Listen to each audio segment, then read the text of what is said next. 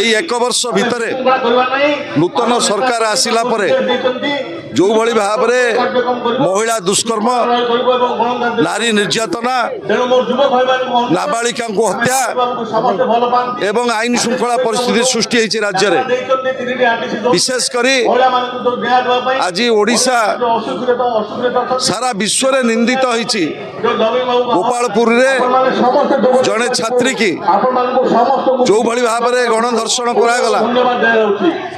आज सारा विश्वर ट्रम्प प्रशासन एडवाइजरी जारी करछंती ओडिशा आउ पर्यटकों निरापद नुह आपण प्रत्येक दिन अनुभव करुवे सरकार ये समस्त घटना विचार विभाग तदंत न घोषणा करछंती से दिन पर्यंत ये लड़ाई जारी रहिबो।